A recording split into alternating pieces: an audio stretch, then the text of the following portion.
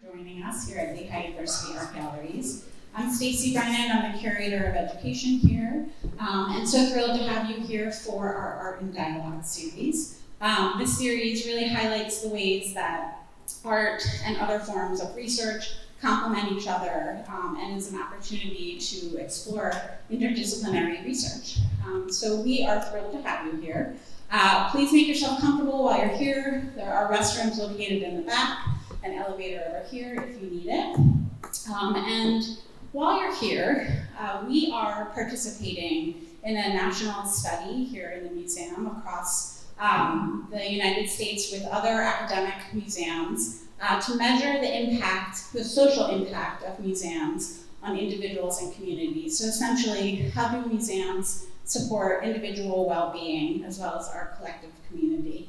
So we would be so grateful if you're interested in participating in this.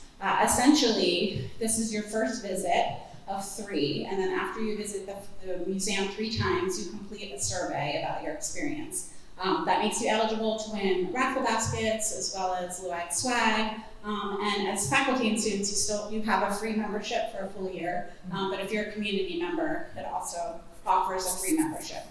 So please consider that, and if you're interested, you can sign up at the front desk. So we are here today to explore Seeds of Liberation, which is an installation that is upstairs as part of our art, architecture, and design faculty exhibition. We are thrilled to have this exhibition here. We have had a lot of visitors, and it's wonderful to have some of our colleagues here from art, architecture, and design. Christina Chi Zhang works and teaches at the intersection of architecture and social justice. Her current research and built work explores storytelling, memory making, healing, and built interventions in post-traumatic cities. Before joining Lehigh, she taught design studios and research seminars at Yale University and Syracuse University. Christina's broader work focuses on community-driven architectural interventions in the face of conflict, violence, and displacement. She co-founded Ideation Worldwide, a nonprofit organization through which she initiated and directed the construction of a refugee-run learning center in Kakuma refugee camp in Kenya. She has also practiced architecture professionally in Copenhagen, New York City, New Haven, and Shanghai. And just to put a plug in, she is giving a presentation at MoMA on March 21st as part of an exploration of monuments in public spaces. So I hope that you'll all check her out on that too. Thank you. Dean Caivano is an assistant professor of political theory at Lehigh. Originally from Pittsburgh, PA, now moved here to a different steel town. He earned his BA in politics and philosophy from the University of Pittsburgh. He then completed his MA in political science at Lehigh, so fellow alum, and later received his PhD in political science from York University in 2019, specializing in political theory and American politics. In 2024, he returned as a faculty member, so happy to have the 2 of them here to explore their research of Seeds of Liberation. So I'll turn it over to them, and thanks again for being here today. Thank you very much. Thank you. So, this here. Hold it for the captioning, I think. Oh, okay. I'm going to move this over. Sure. All right. Well, good afternoon, everyone. I'm used to not using a microphone and just speaking very loudly in my lecture hall. So thank you so much for being here. As Stacy mentioned, my name is Dean Caivano, and I'm assistant professor of political science. I just want to take this moment to say thank you to the staff here for setting things up, and also for Stacy for coordinating this event. Much appreciated for all your work to make this come to fruition. And most importantly, I'm very humbled by your presence here today, because your presence here today speaks to the power of abolition and speaks to the transformative capabilities of what a project of abolition entails. So by the mere fact that you have carved time out of your undoubtedly busy day to be here, to reflect, to build community with one another, speaks volumes to the possibility that the horizons of history are in fact open to a society that looks fundamentally different. So thank you for being here. I'm going to start by talking a bit about the animating principle behind our collaborative work, and that, of course, is abolition. And abolition is not just a tactic or a buzzword, it is an orientation. It's a political, ethical commitment that qualitatively asks us to look at ourselves and the cost of human lives from a different calculus, from a non-quantifiable, non-economical standpoint. So I want to speak a little bit about the power of abolition. And so I want to ask all of you as we get started here, what do you think of when you hear the word prison? Do you think of a place, perhaps a punishment, a necessary institution, or something more?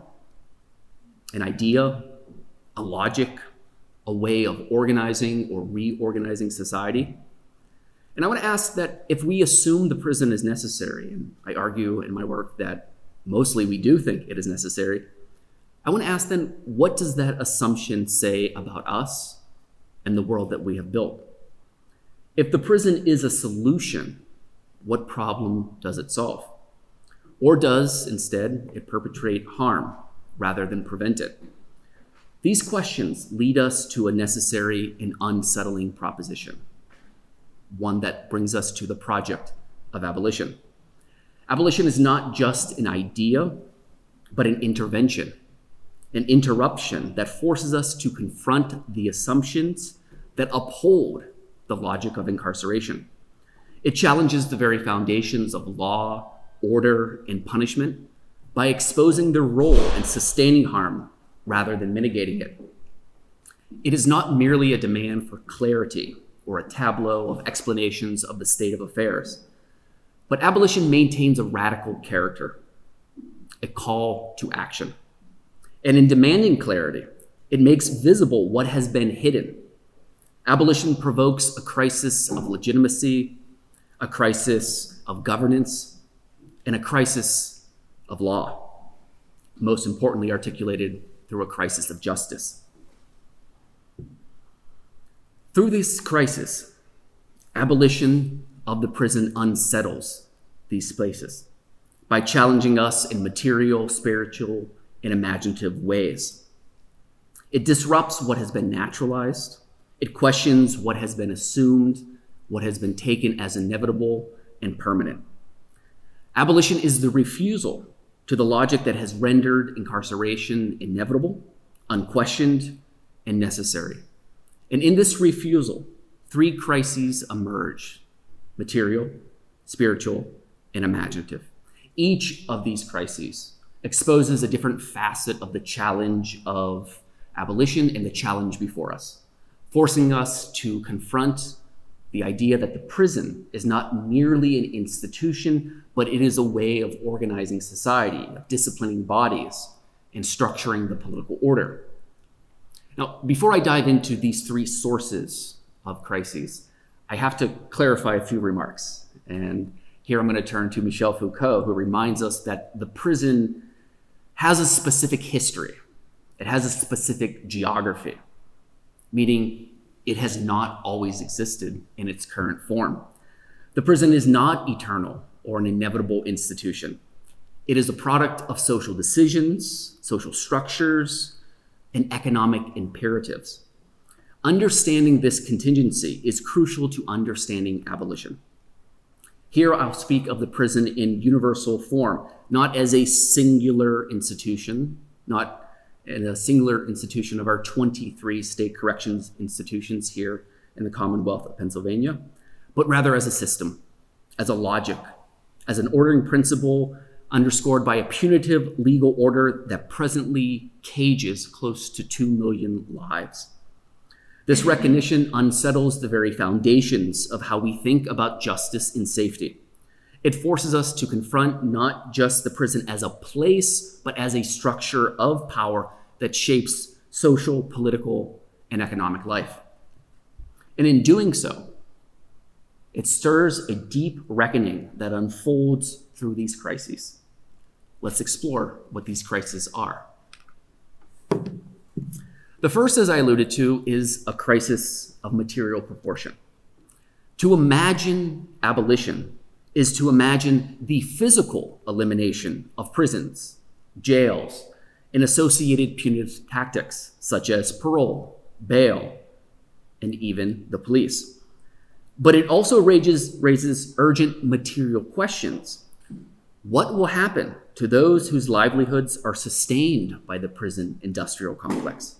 What happens to correctional officers, police forces, and the broader economic structures that rely on the persistence of mass incarceration? The destruction of prisons as physical entities invokes the imagery of bulldozers and demolition crews, leveling the structures that once purportedly safeguarded society. Yet this destruction is also generative. It invites us to reconsider what might be built in their place. It tears the ground beneath us, rupturing a space of uncertainty, forming a new space. This physical destruction, very importantly, manifests through the elimination. And in this elimination, seeds begin to sprout.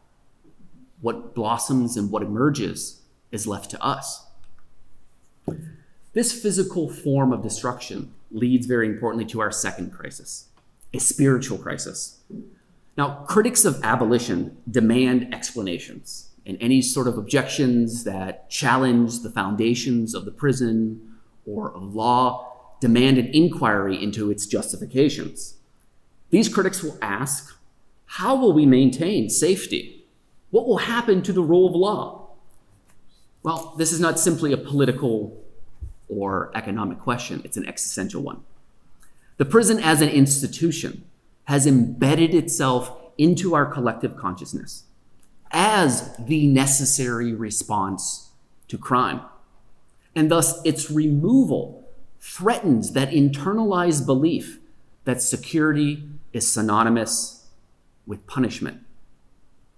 This crisis asks us, without the punitive system that we have inherited, that we have defended, that we have upheld, how will we be safe? And in asking such a question, it demands that we reconsider how we regulate social life and how we define and redefine harm, justice, and accountability. A spiritual crisis of this nature leads to the third crisis, which is a crisis of imagination. It's here that the work of abolition is most urgent. This crisis forces us to ask what a society could look like without punitive carcerality. As Angela Davis reminds us, abolition is not just about tearing something down, but about building something new. Ruth Wilson Gilmore argues that, quote, a jail lacking opposition nestles into landscapes in consciousness as an appetite that naturalizes, necessarily and inevitably devours people, communities, and lives, end quote. Listen to that word, nestles. It's so very important. Prisons do not just exist as structures in space. They are deeply interwoven into our imaginative landscape, into our consciousness, shaping how we see justice, how we see safety, how we see ourselves in relation to others. And thus, to abolish that place of comfort, that place of security, well, it means to unsettle this nesting. It means to unsettle and pull apart the threads that weave incarceration into our very perception of order and control. Now, with these crises in mind, material, spiritual, and imaginative, here's where my work seeks to intervene. My research examines the spatial and architectural dimensions of incarceration. The structures of prison, of course, symbolize power, punishment, and discipline. But we also must recognize them as architectures of disappearance. As Angela Davis puts it, the prison accomplishes a feat of magic, an illusion that makes social problems vanish by hiding the people who embody them behind walls. Yet those lives don't disappear. They are merely relocated, removed from public sight, and erased from ethical considerations of those outside. Abolition, then, is the practice of reimagining, of seeing not just the walls of the prison, but the human life within them. And it's here I turn to the work of Judith Butler, who examines the conditions determining which lives in our society are seen as grievable, which enables us to mourn the ethical nature of our existence, and those which are rendered outside the ethical conception of a human community. Butler will argue that dehumanization operates through a failure of representation. When individuals or groups are stripped of their ability to be physically seen, recognized, or mourned, well, this is the central function of the prison. It renders lives invisible, both physically and in the public imagination. It is a negation of representation. But representation alone does not guarantee, from a juridical standpoint, humanization. My work instead challenges the assumption that visibility always equates to justice. Instead, I focus on the absence of people in images of prisons, the empty space that force us to imagine what is hidden. By documenting prisons as structures without people inside, I invite viewers to confront the absence, to look through the walls and consider what has been concealed. To acknowledge the problems of mass incarceration, we must first recognize that there is in fact a problem of incarceration. By centering the visualization of the prisons without human life, I invite participants to challenge what is represented. What do we see?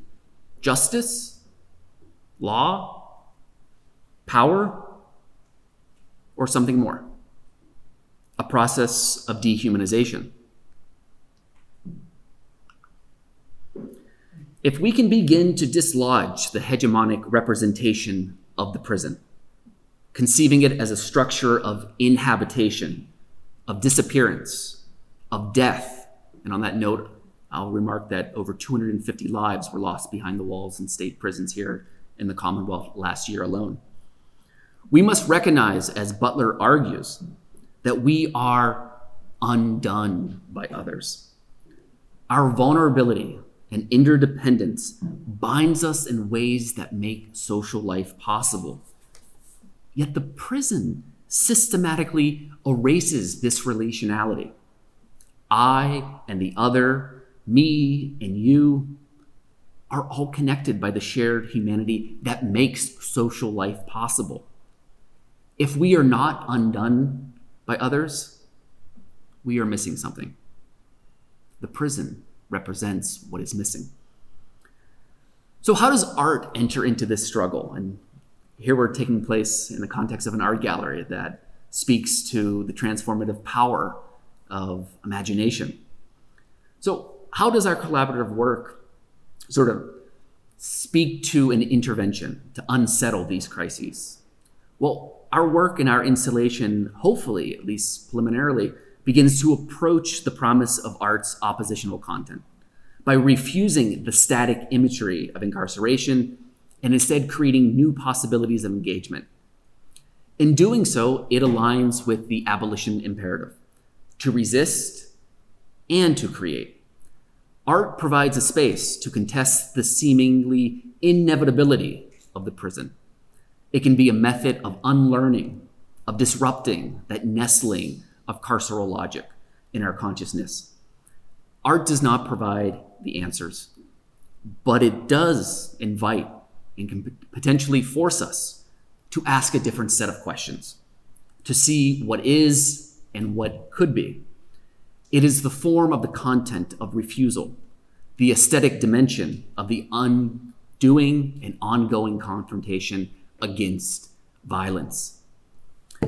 Abolition then must recognize and reconcile these three crises, material, spiritual, and imaginative, by bothering with prisons, by unsettling, by nesting, To bother with the prison is to disrupt its comfortable stasis, to unsettle its place in the landscape of the mind. Bothering means interrogating the foundations upon which our political, economic, and juridical orders rest. It means picking apart the prison's deep entanglements with racial hierarchy, settler colonialism, and gendered violence, how it has been used to subjugate indigenous peoples, demonize women, criminalize queerness, and maintain racial control. Abolition must reconcile and push beyond these three crises by developing new ways of seeing through and beyond the walls, and ultimately toward their erasure. But abolition is not just about removing prisons. It's about transforming our ethical sensibilities. It is an ethical commitment to shared responsibility, mutual care, and the holistic well-being of all through the creation and practices of new institutions, underscored and animated by care and love.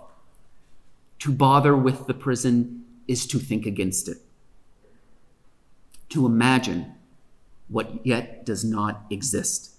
It is to envision a society that is so qualitatively different from our own that its mere articulation remains just beyond the limits of our own present imagination, but not beyond our reach. Abolition demands intervention because it demands crisis. But it is precisely from the space of crisis that transformation can take root. Abolition must acknowledge the concerns these crises present, work to reconcile them, and ultimately move beyond them. But crisis, if taken seriously, is a site of intimacy, a site of ethical revealing and undoing.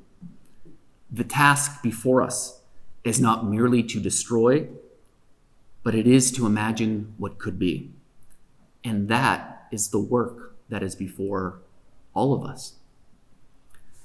I want to turn now to my colleague, Christina. Thank you. Thank you very much. I'll also talk a little bit about how architecture and art become relevant in this discussion.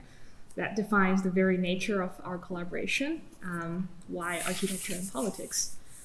And I want to start with this big statement that architecture is political.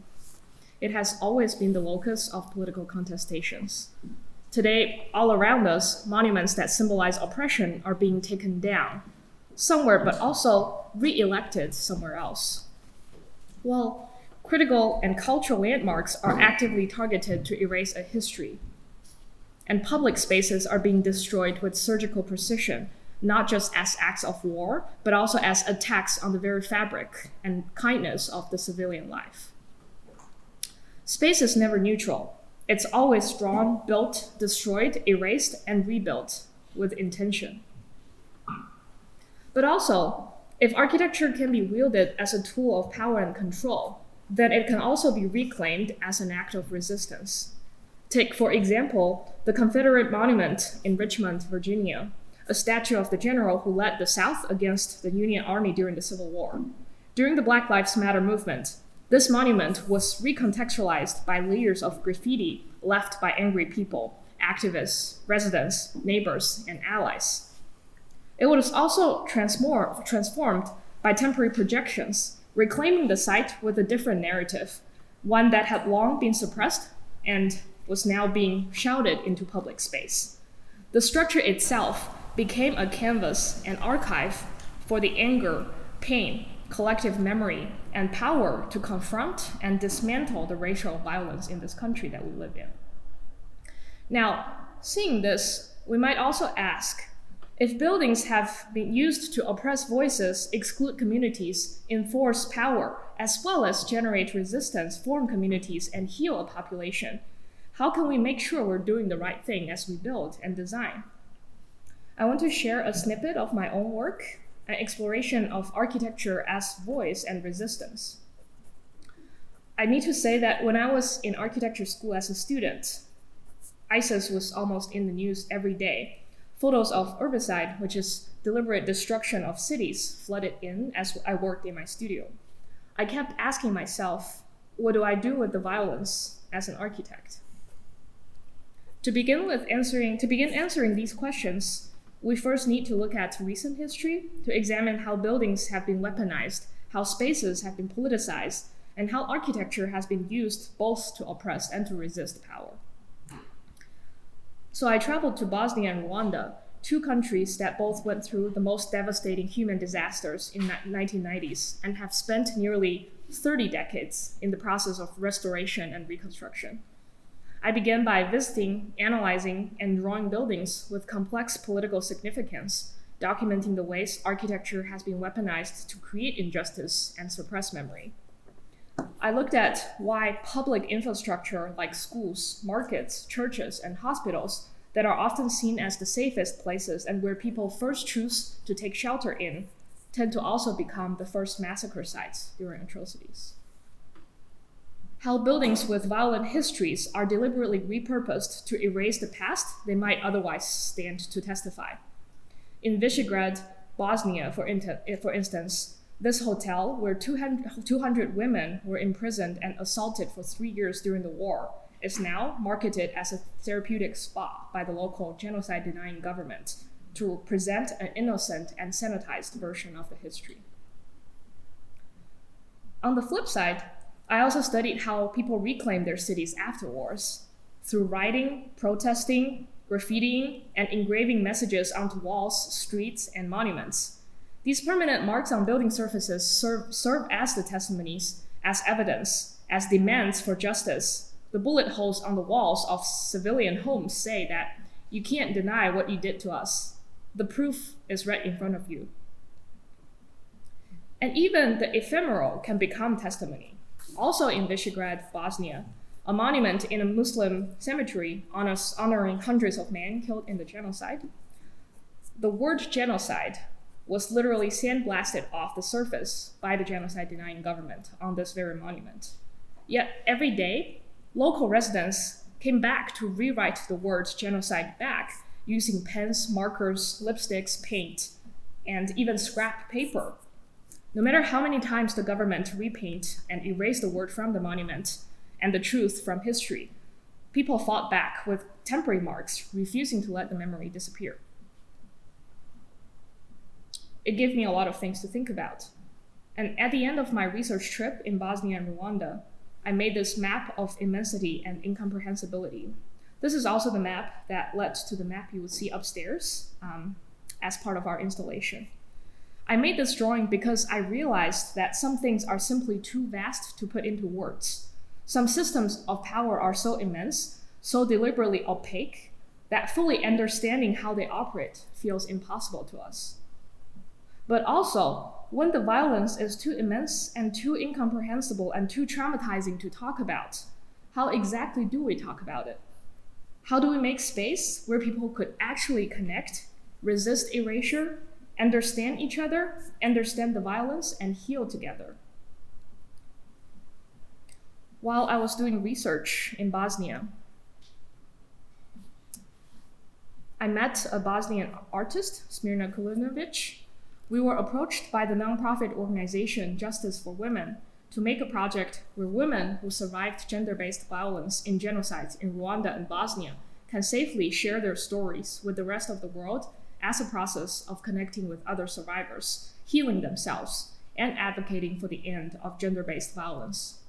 For half a year, Smirna and I worked together to imagine ways where we could create a safe space for people to talk about healing without having to relive their trauma.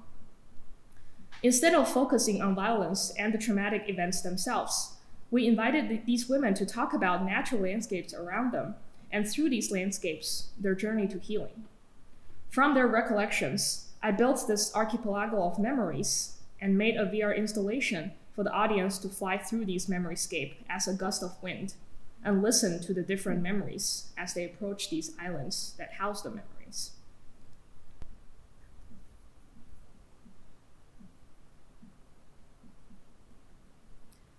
We chose to situate the audience as a gust of wind because we were really touched by something a survivor said. She struggled to find words to describe her trauma and felt so alone until she imagined for herself that the winds in the valleys could carry her thoughts and connect her with many others living through the same unspeakable pain. So as we travel through these islands of memories as the wind, listening to the stories told by survivors and experiencing the landscapes of their memories, we are the wind, the witness, and the messenger that connects the survivors with the rest of the world. Now, what I want to say is, memory is resistance, storytelling is resistance, sharing and gathering is resistance, making the hidden oppressions visible is resistance, facing the violence and healing from it is resistance. And when you put all of these intangible things onto the walls and into the space, architecture becomes resistance. And when we use architecture as the tool to discuss these, we somehow manage to transcend language and words. Architecture and art's ability to communicate difficult topics feels especially urgent to me today, as words themselves are increasingly manipulated and weaponized to divide people, to suppress memories, to silence voices. And in this delicate political moment, I find it very difficult to talk, but I cannot stop expressing and communicating. So this is how I talk to you, and this is how I connect with you. Last year, I taught a seminar called Cities of Memories at Syracuse School of Architecture, where I explored together with my students how we can engage with the difficult topics of structural violence while creating meaningful designs and storytelling proposals. We deliberately chose places and events unfamiliar to us, places that are difficult to talk about, but that we have a responsibility to learn from: Cambodia, Rwanda, Lebanon, Syria, Ukraine. Every week, students researched on their assigned case study city and generated a visual response to communicate what they learned. One student could find very little visual evidence of the genocide in Cambodia, so he made an installation about the atrocity told through the perspective of a network of sugar palm trees throughout the Cambodian landscapes. The sugar palm trees are the silent witnesses and memory keepers of what had happened in the soil on their land. Another student studied Ukrainian cities, focusing on how wars not only destroy buildings and infrastructure, but also disrupts the mundane, everyday memories that shape a shared cultural identity. She wanted to reassemble the lost everyday moments through conversations with her Ukrainian friends.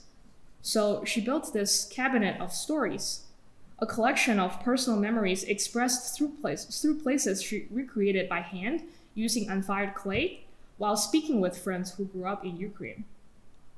The story shown on screen here represents memories that belong to Ehor, who recalled himself as a young person who likes hanging out at spots that nobody knows about.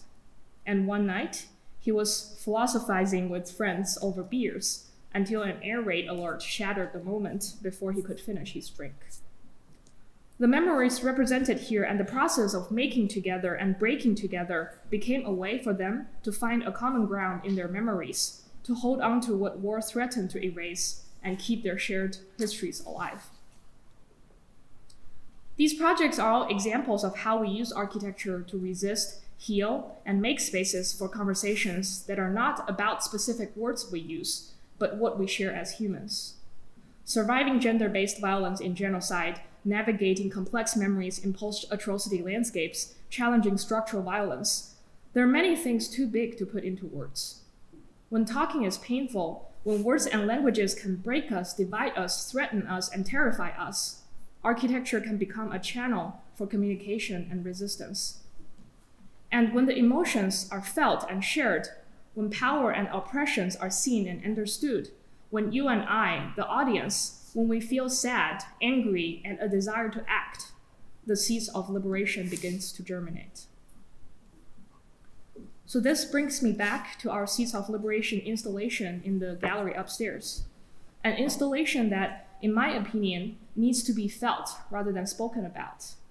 We'll talk about our process of its making, but ultimately, we want to invite you to spend time with it, reading it, and experiencing it. This installation was born from two separate collaborations. One will be shared by Dean in a minute, and the other is a project on post-plantation landscape in New York City, which began when Clare Fentress and I were in graduate school, working under architect and African American Studies scholar Mabel Wilson and American Studies scholar Jordan Carver. We explored the layered history of the Tombs, a 15-story detention center in the heart of Chinatown, Lower Manhattan. The nickname of it dates back to 1838, when the original structure of it, built in the style of Egyptian mausoleum, was constructed over a collect pond, a fresh water source in Lower Manhattan that had sustained life before it was polluted, drained, and buried. Over time, this jail expanded twice, each time reinforcing its presence. And now, it has been demolished once again, making way for a 30-story tall jail scraper, and it's underway. There are a lot of layers of oppression in this building's history, but beneath all of it, we uncovered something else. The very plot of land that holds this jail was once a farm, tended by Anna Dangola, a Black woman who received the deed to this land in 1647, making her one of the first Black women to own property in North America. But also, the land itself never fully accepted the weight of this jail. Built over what was once a pond, the structure has been constantly destabilized by the soft, shifting earth beneath it, as if the very memory of the land were resisting, trying to shake loose this architecture of oppression. And maybe, deep underground, the seeds and plants from Anna Dangola's land many, many years ago are still there, pushing against the foundations, poised to break through. It's important to remember Anna Dangola, to remember that before this plot of land in Lower Manhattan was buried under a structure where windows were legally restricted to 7.5 inches to prevent people from escaping its very violence, this place was once a site of care, autonomy, and sustenance. The memory of it is not just the past. It is actually a seed for an alternative future. What was there holds the possibility of what could be once again.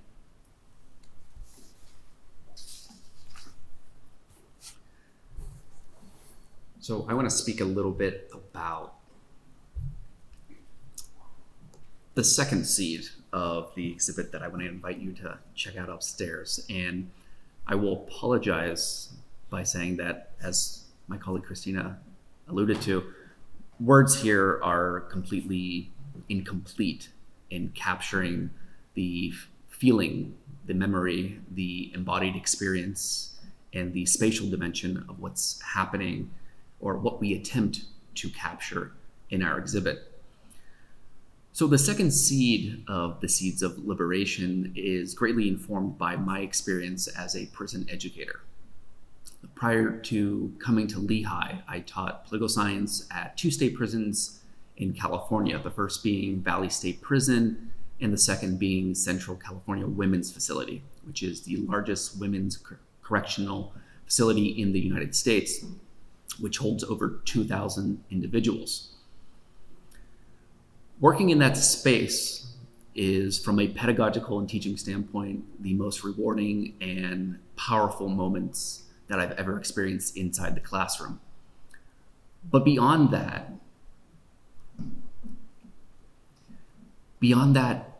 it's a sense of community of what took place inside the classroom.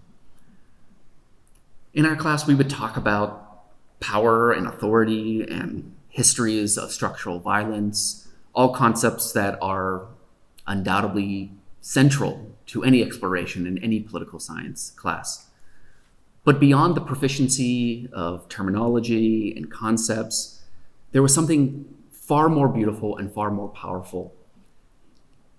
And that was a space of intimacy, a space of individuals willing to disclose who they were, to be vulnerable, to care for one another. And what stuck with me, so many things have stuck with me, is I had this privilege of working with one student who was serving a multiple life sentence.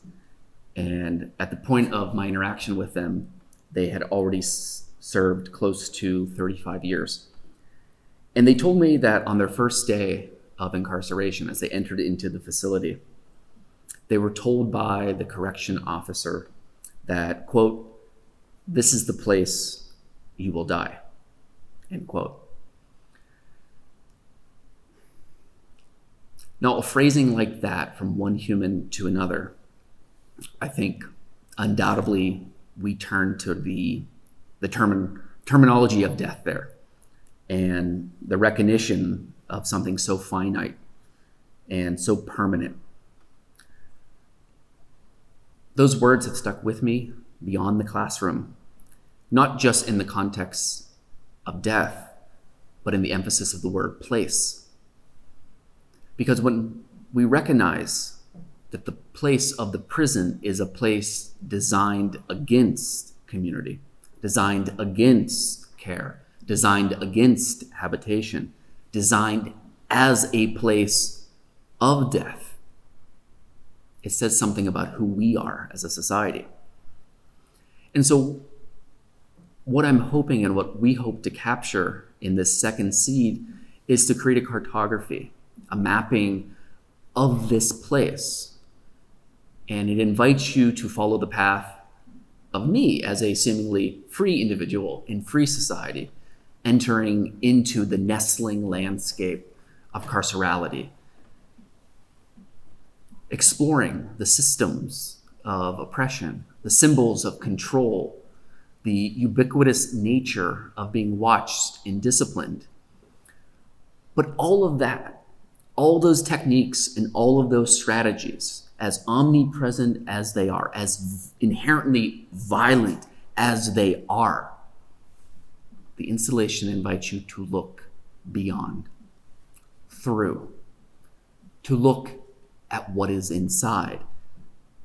And what is inside is human life, is incredibly talented individuals who are painters, storytellers, caretakers, aspiring artists, and poets, and lawyers, desirous of being social workers and abolitionists.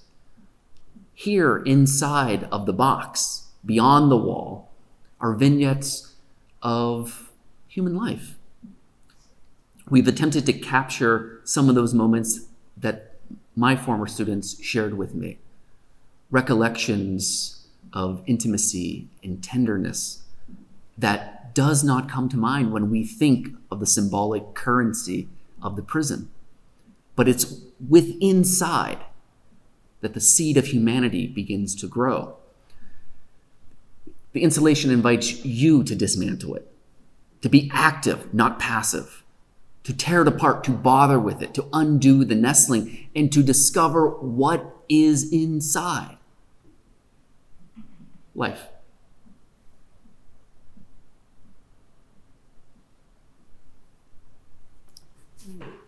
That brings us to the third seed, is what we can do with it. The third seed at the end of this journey through the prison complex is a seed bomb that invites everyone, their life seeds inside these bombs. And this idea came when I participated in the protest against the demolition, reconstruction, and expansion of the mega jail in Chinatown. I went to Chinatown, we had this long demonstration, and in the end, we threw seed bombs into the demolition site. And we wanted the seeds to take over native plants to grow over all the sites of violence. And that becomes our symbol of wanting life to grow and take over sites of violence. So upstairs, there's a basket of seed bombs, and that's the third seed for us to take home, to half bury in our ground for new life to come up, and for seeds and plants and life and narratives and stories to take over what's bearing all the resistance underneath and under the ground. These are the seeds from Ana de Angola's farm, as I like to think it, that are waiting to blossom again and disrupt the structural violence that we live in today. Thank you very much. Just We have a bunch of dialogues and questions for each other, but we would love to hear from the audience if you have any questions. If not, we can also self-entertain and ask each other. Oh, sure.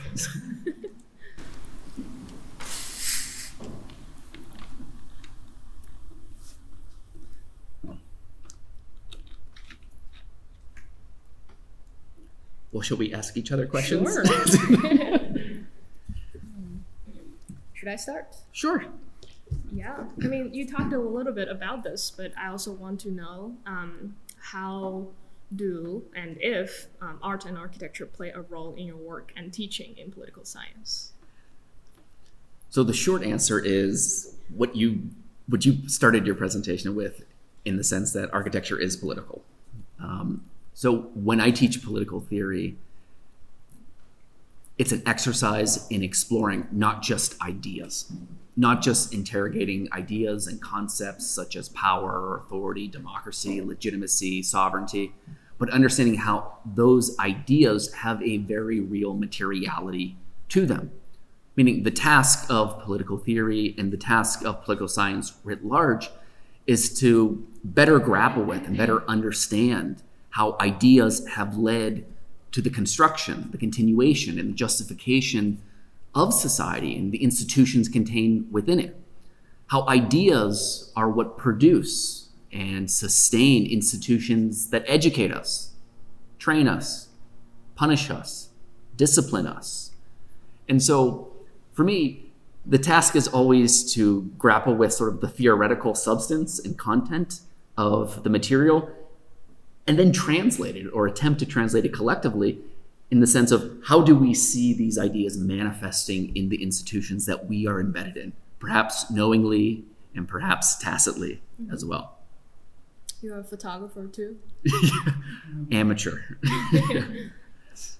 I'm just curious how your collaboration began, how you found out about each other, how you started discussing this, how it evolved on a personal level. You want to tackle that one? Sure, yeah. Or we can both. Yeah. So Lehigh University has this thing that they put the new faculty through. Is there are 4 full days of new faculty orientation, and during those 4 days, we spend a lot of time together, and we eat a lot of meals together. Jin is sitting here. A lot of collaborations emerge from these forced time together.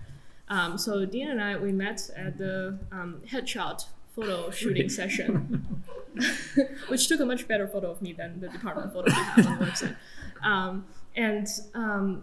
You mentioned like just we were passing each other. You're going to the next assignment, next appointment. I was on my way out, and you were like, "By the way, I research on like landscapes of carceral landscapes in political That's science," right. and I was already on my way out. So I remembered this, and I sent my work to you, and then we met at the Lit coffee shop. That's right. Where all Lehigh faculty doing community work meet. Caffeine is essential to collaboration. Yeah, definitely. And we started chatting, and we realized that we actually share the same language. We talk about like very different, like on the scale of literal and abstraction. We're like on the 2 spectrums, but we actually really do like the way we talk about our work is exactly the same. The words we use is the same, but the visualization and manifestation is different. So we started collaborating and deciding to make this work together. And it took like 2 months for us to make everything. 3 meetings at the Lit coffee shop. That's it.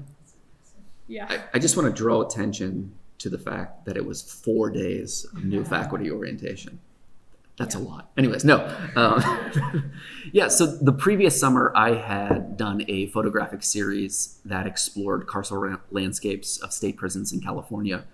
And I had done that project using disposable cameras to sort of demystify the romanticization of the prison boom of the 1980s and 1990s, and sort of asking us to dislodge our nostalgic memory of using disposable cameras for prom and going on cruises, and instead seeing what we can limitedly capture.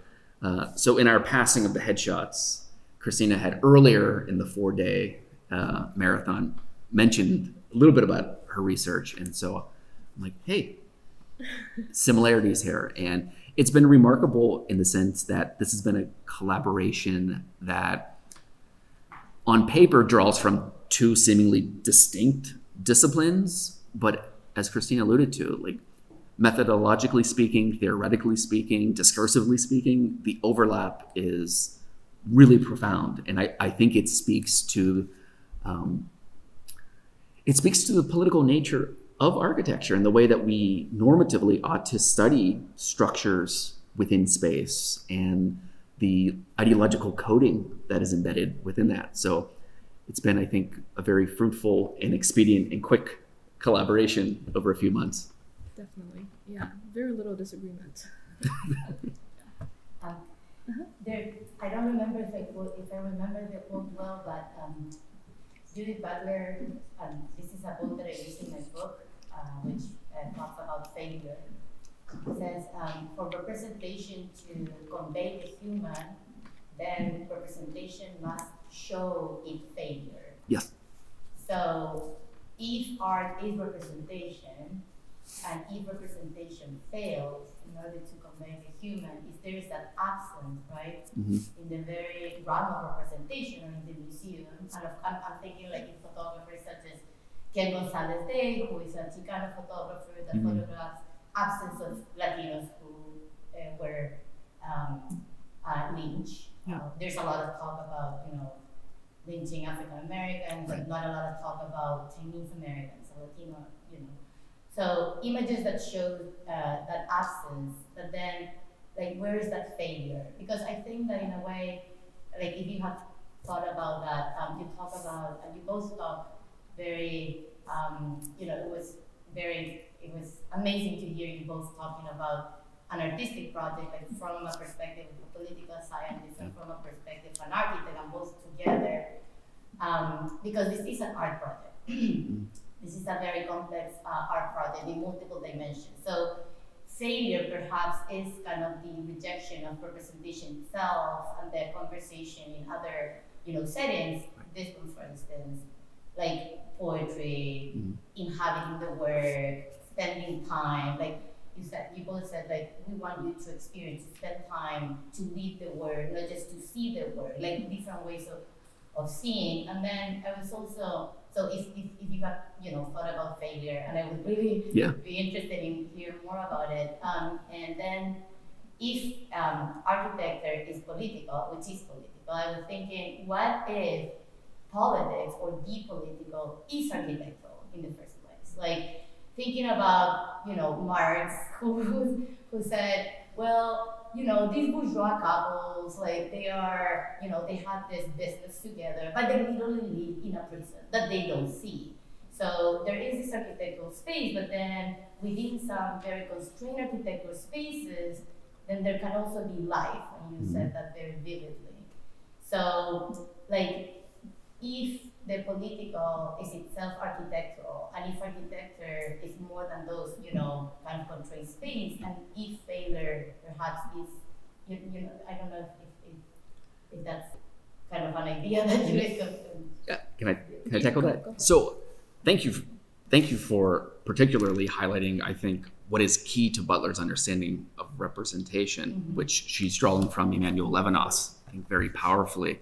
And that is the sense of failure. I think Butler's turn towards a Levinasian political ethical relation between the I and the other manifests through Levinas's understanding of the face is absolutely crucial here. The failure itself is that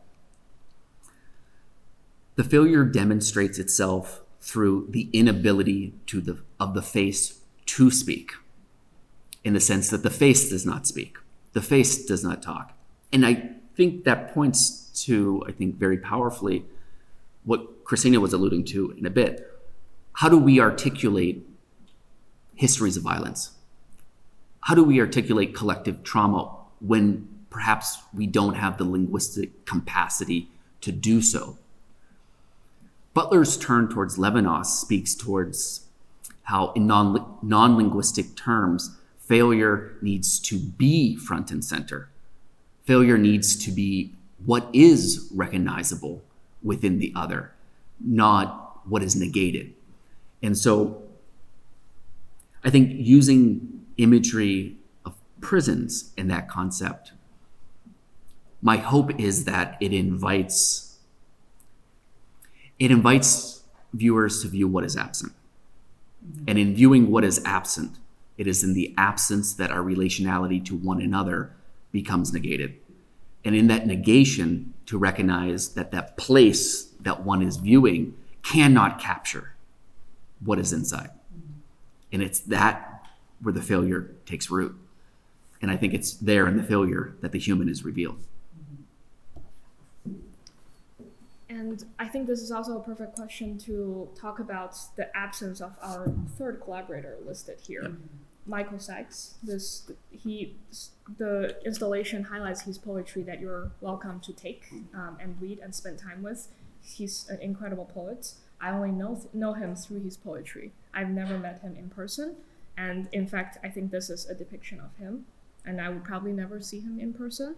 But it's this whole process working with his work and reading his poem, which are extremely intimate and personal poems, without ever seeing him and ever having seen him and without ever having talked to him, is sort of what is making me feel like, what does it take for representation to happen? And what is it that's absent and what is present? And if we can use the presence to defy the absence.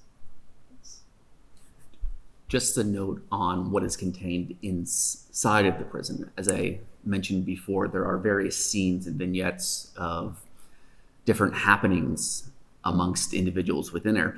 But what you will find and what we invite you to take is, of course, poetry by my friend and my former student, Michael. These are all poems that Michael wrote while incarcerated. He would share them with me in class. Michael is an incredibly gifted individual, incredibly talented. He is someone who has so much to say, but society has not given him the space to say those things and to feel those things. So I feel very honored and privileged that Michael allowed us to use his words here. And it's another form of a seed of what you can take with you, to see that failure, to feel that failure.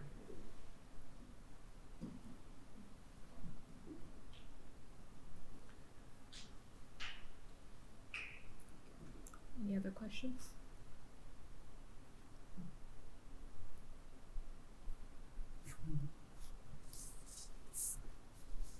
I wonder, I guess I have another question, thinking about which question is better. I think maybe this question is a better one. I wonder, from a political science perspective, what do you see as the responsibility or the ultimate goal of studying political science and power? What are you doing here, Christina? Okay, so, well, I think from a disciplinary perspective, the stock answer is to have a better understanding of how ideas, institutions, and behaviors interact in a political sense, and to better grapple with the dynamics of political interaction in order for us to better explain and predict what will happen. I'm not particularly fond of that disciplinary perspective. I think the task of politics or studying politics, and I want to sort of empty out the scientific content of that and instead emphasize the ethical content of studying politics and studying power, is in a nod to Marx, not just to interpret the way in which we interact politically or philosophically, but to change it. I view the study of politics to hold an incredible transformative and liberatory potential if it is exercised, and that is to dislodge the architecture, not just of space, but the ideological architecture as well. The systems that have been constructed by others that we may not even be cognizant of, and to use the study of power and authority to recognize who holds power and who exercises authority, and what that means for an ethical standpoint, what that means in the context of who is counted as a member of a political community, what forms of rights or benefits or opportunities are extended to members of that community, and how politics has produced and continues to produce new nefarious structures and systems of violence based on exclusion in order to fundamentally shape the way we see ourselves and our relation to others in a very individualistic and atomized perspective. So the ultimate goal of political science is abolition.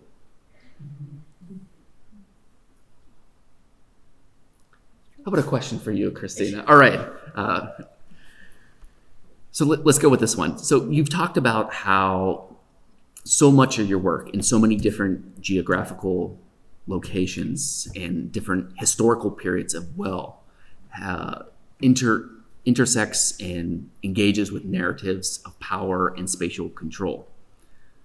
How do you see that aspect of your scholarship and of your research sort of bleeding over or influencing the way in which architectural education ought to be taught? So we're both doing a normative assessment on the way in which architecture ought to be explored. Yeah, no, I think I would actually give a very similar answer to what you just gave, is that I want to use architecture as a tool for my students to see and question.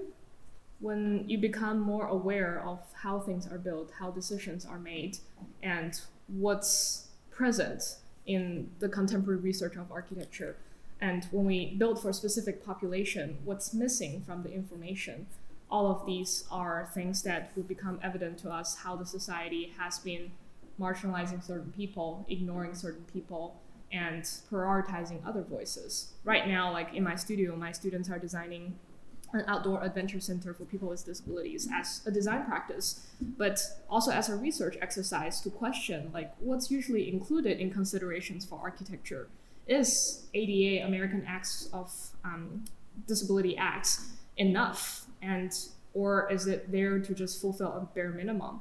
What else can be studied, and why is it not studied? All of these are questions to question and to think about, and beyond, what else can architecture be? Beyond providing ramps, can we provide joy and happiness and love and the things that we all deserve and share as human beings? So I think for me, I want to use my position as the educator to ask my students to think and question the world and become better people and better designers as we realize the gaps in all of these. And it's very interesting. Actually, when I was interviewing at Lehigh, one of my colleagues who was on the search committee asked me, are you here to dismantle the canon, the canon? And are you gonna like do counter-canonical education? I think it's important to understand and acknowledge where we came from and what's already been done so that we can use it as a foundation to discover what hasn't been done and what else can be done. That's how I see architecture education. Christina, I'm going to ask a follow-up question, Sure. if that's okay. You very graciously shared with us some of the really powerful projects that you've worked on, and again, in different historical contexts and different geographical placements. And I think in all of those projects, there's a theme of care and justice and community that is central. But I also think it's reflective in your scholarship in the sense of how you do scholarship, how you do research. So much of what you shared with us today was the result of collaboration. So could you maybe share a little bit about how you view the process of uncovering sites of trauma, but then also how building sites of care is always a collaborative process? Yeah, thank you. That actually was going to be my next question for you. Oh my gosh. That's how we think. That's why we collaborate. To me, I think architecture is about people. And that's something that, surprisingly, some people disagree with. I think architecture really has to address how we talk with people and what we share as human beings. And that's also something that I reflect on myself often with my identity. Architecture is a male-dominant field. It's white male-dominant in the US. And when I started doing all these research, started traveling, I realized there's something special about me and my ability to talk with people, is that specific populations gravitate towards me. For some reasons, like grandmas around the world want to talk to me, and women want to talk to me. And that is something that hasn't been talked about a lot because of the male-dominant nature of this field. And that's something that I realize I have a special connection with whenever I talk with people, no matter where they're from, in Kenya, in Rwanda, in Bosnia. When I talk with people who feel like they want to talk to me, we have this, I realize that the understanding we have transcends experience, transcends nationality, transcends all of these things. And that's something I feel like then I have a responsibility to carry, these voices that we share that's not often talked about. So to me, I feel like, first of all, architecture is fundamentally about humans. Second, there are gaps in our history and how we teach and talk about architecture and how we build and design. And I can fill some of these gaps. So I want to use my identity, my position, and my ability to see and connect, to, I guess, build spaces of care in a way that's sensitive, that doesn't damage, that doesn't re-traumatize people. And all of these comes from a combination of my professional training and my personal experience, I guess. Thank you.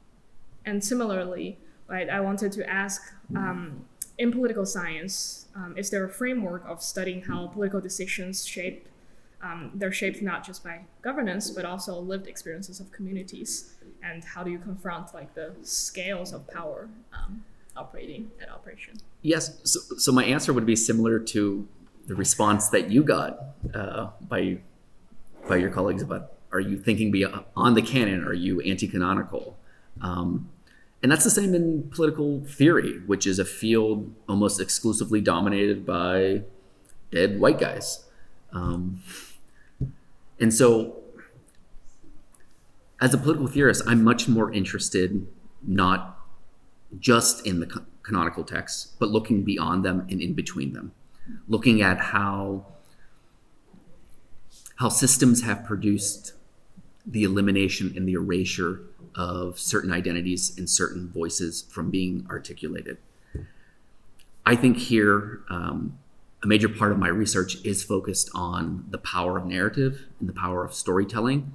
And I think decentering the canonical text and decentering a very Eurocentric understanding of power and authority is crucial to seeing what has been excluded. Because when we look at the history of political ideas, the thing that is notably absent is the people. And if architecture is about people, political science or political theory ought to be about people as well. So how can we deconstruct that? How can we dislodge? How can we challenge the stories that are told about individuals and about the way things ought to be?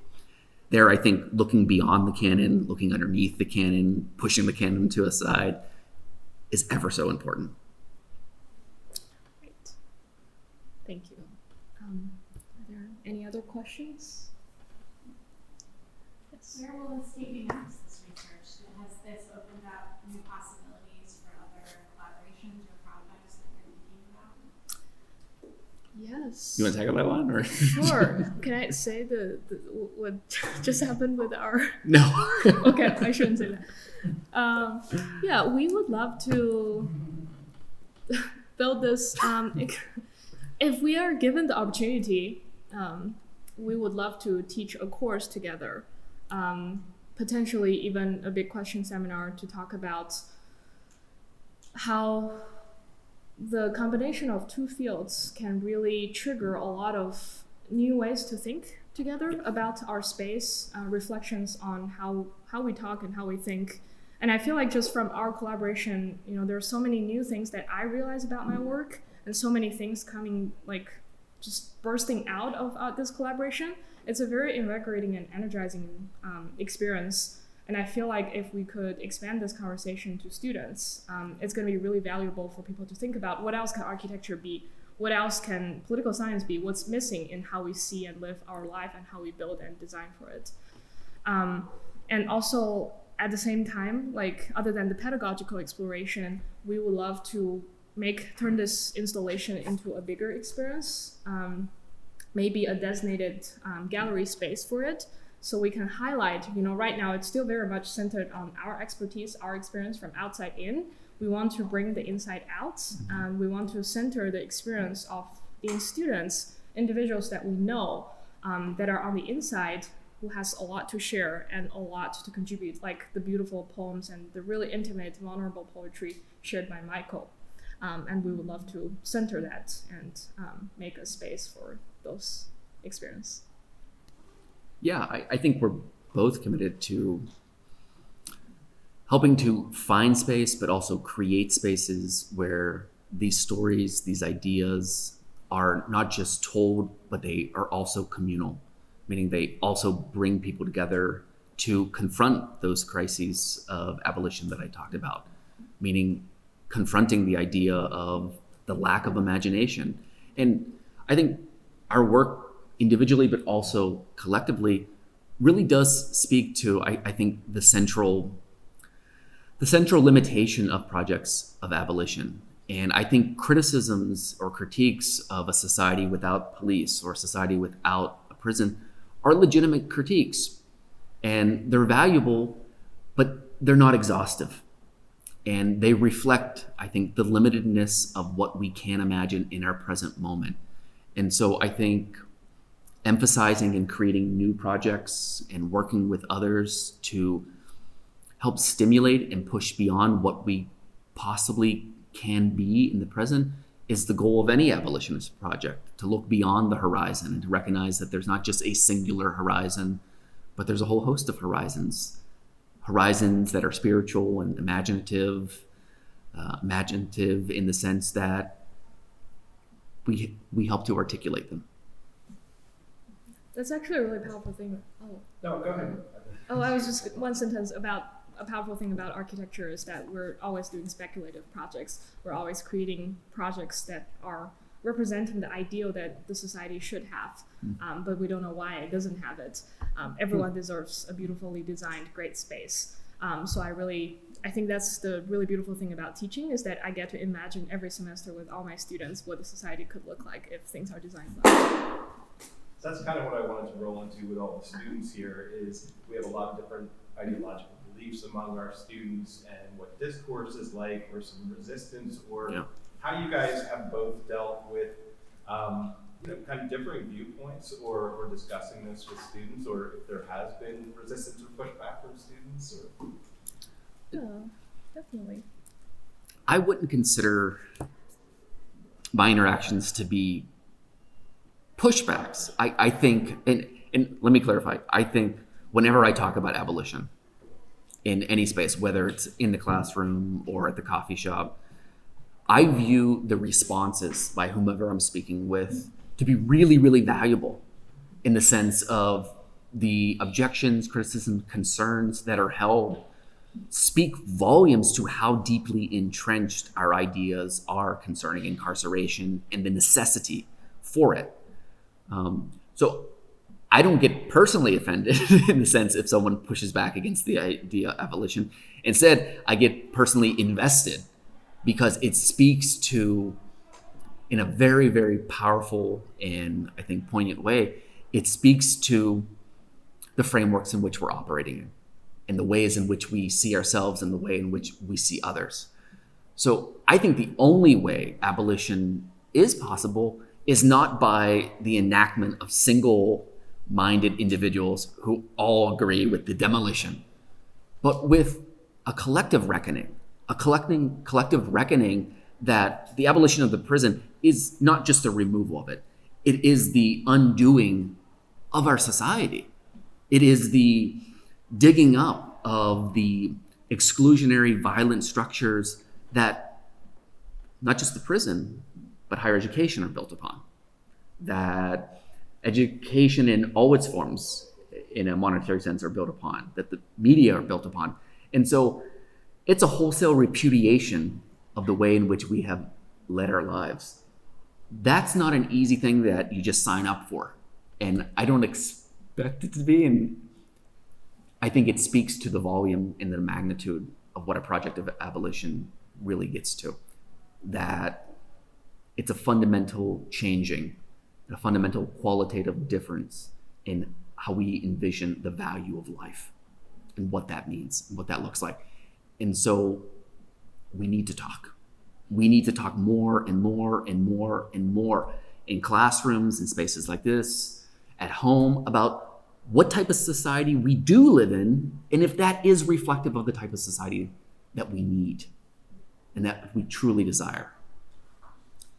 And I would echo all of that, and I would say that a big part of it is that we have to acknowledge the multitude of human experience. Everyone's beliefs come from somewhere. Everyone has lived a drastically different life.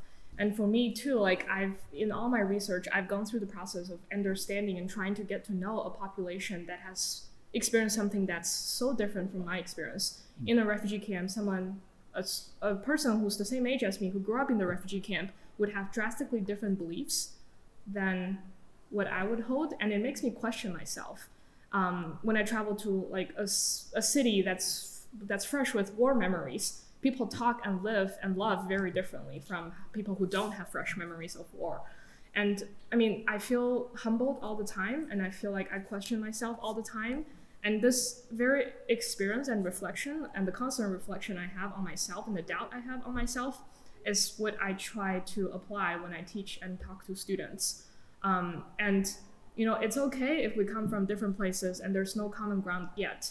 But through the design of something that we all agree on, you know, everyone should have better places and everyone deserves a beautiful environment.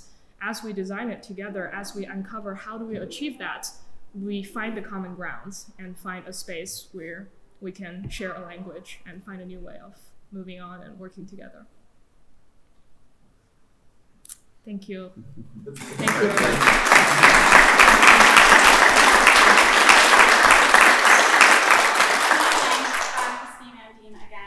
Conversations like these that really do help us envision new possibilities for our community, for identifying challenges and creating solutions. So thank you so much. We should continue these conversations. I was remiss in telling you that we are also hosting an interdisciplinary research in the arts symposium on March 21st as well, same day as Christina's talk, unfortunately. And Deirdre is presenting and Dean is also presenting. So I hope you'll all join us for that. So thank you so much for coming today and have a nice day. Thank you.